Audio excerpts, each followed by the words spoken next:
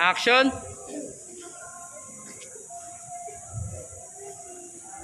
Pastor. Uy, Brad, Regina, mga kapatid, kumusta po kayo? Ayos naman kami, Pastor. Okay lang naman po kami, Pastor. Ikaw po, kamusta ka na? Okay na naman na ako. Huwag niyo na isipin yung mga nangyari. Huwag na rin kayo mag-alala. Pastor, kung nasan ka, nasama ka sa Diyos. Hindi ka namin iiwan, Pastor. Salamat. Simula ang lahat sa isang simple worship service. Sa isang silid paupahan na ipinahiram ng kaibigan ni Pastor Leo. Kasama ang 6 na miyembro, noong unang araw ng Hunyo, 2012. Isang payong na simula ngunit punong-puno ng pananampalataya.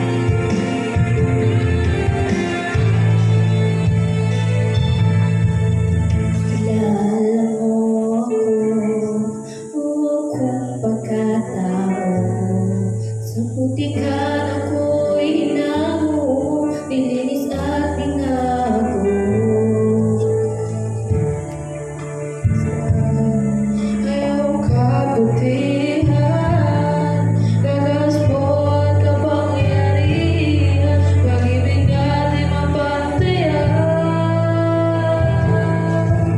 Sarili ay binibigay, Panginoon, inaalay, di magsapat sa iyong ilalaan, upang ika'y mapasalamatan.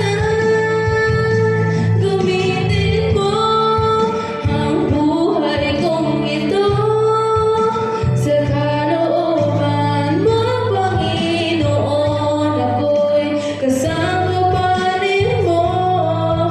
Bigyan ng pusong may kabanalan at katapatan na lagi ka paglingkuran ng pakailanman. Dahil sa patuloy na paglago ng simbahan, dumating ang pangangailangan ng mas malaking lugar ng pagsamba.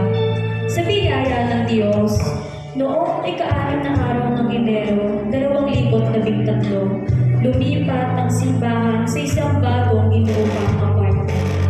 Mula sa 6 na miyembro, umabot na sa 25 ang dumadalo upang sama-samang magpuri at sumamba sa Panginoon. Pastor, napakalaki na ng ating bahay sa bahan. Sigurado ang kasya nito sa atin. Oo nga, Pastor. Salamat sa Diyos at pinigyan niya tayo ng bagong tahanan para sa ating pagsamba.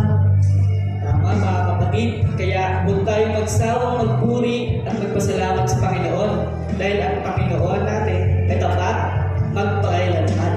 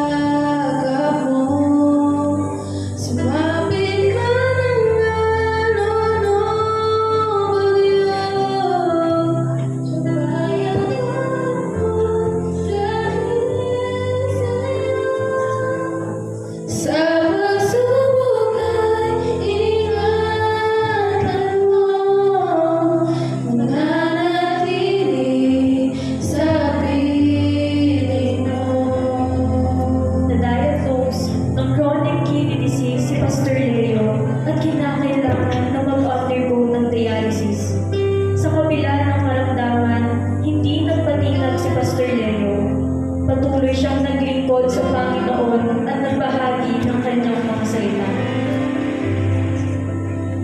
Ginamit ng Diyos ang iba't ibang instrumento upang humalili magbahagi ng kanyang pagsalita at pangako.